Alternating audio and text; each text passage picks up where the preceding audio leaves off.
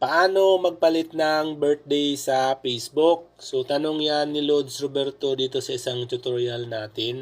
So, para po dun sa mga hindi nakakaalam kung paano po magpalit ng birthday sa Facebook or kung gusto niyo pong magpalit ng birthday sa Facebook at hindi niyo po alam kung paano gawin. So, ganito lang po Lods kadali kung paano magpalit ng birthday sa Facebook. Open nyo lang po ang inyong mga Facebook. And then, pagdating po dito mga lodis, pumunta tayo dito sa profile natin or dito sa tatlong slash. And then, scroll up po natin.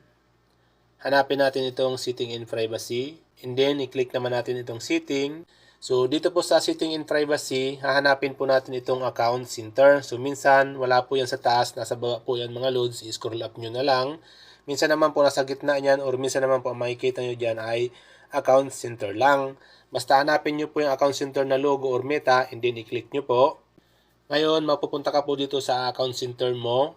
Hanapin po natin itong personal detail or kailangan po natin i-scroll up kung hindi po natin makikita yan. Nasa account setting po yan, loads. I-click natin yan. And then dito sa ating personal detail, makikita po natin dito ang contact info, birthday, identity confirmation, and then account ownership control. So, siyempre dito po tayo pupunta sa birthday. Click natin yan. And then dito po, ganito na po ang lalabas niyan mga lodis. So, disclaimer lang po mga lods, kung kayo po nakapagpalit na dati ng birthday, hindi po ganito ang lalabas niyan mga lodis. Kasi nililimitahan lang po ni Facebook ang pagpalit ng birthday sa ating mga Facebook.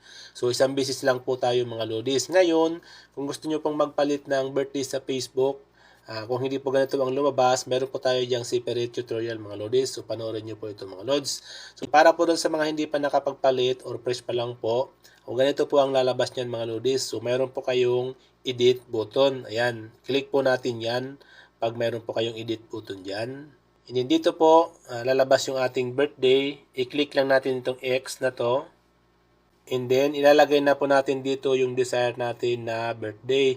So, paalala po mga lodis, mas maganda po ang ilagay po natin ditong birthday ay yung authentic po. Kasi po, pag nagbe-verify po tayo ng ating mga Facebook, isa po sa mga requirements para po ma-verify yung ating mga Facebook account ay yung authentic birthday po na simple sa ID isasubmit natin kung sakali man pong mag-verify tayo ng ating mga Facebook. Okay, so ilagay po natin yan dyan, i-click natin yan. And then, lalabas po ito. So, dito po, mag-set na po tayo ng birthday na ilalagay po natin. So, para po ma-adjust yan, i-scroll nyo na lang po yung mga ganyan. Ayan, bawa ganyan. Bawa yan, yan po, day, year. I-scroll nyo na lang po kung ano po yung birthday nyo pong ilalagay dyan. So, halimbawa po ganyan. Pag napili nyo na po, i-click nyo na po itong set. And then, pag nalagay mo na po yung birth date nyo dyan, i-click nyo na po itong save button. And then, i-refresh nyo po ang inyong mga Facebook. Minsan kasi hindi na-update po yan.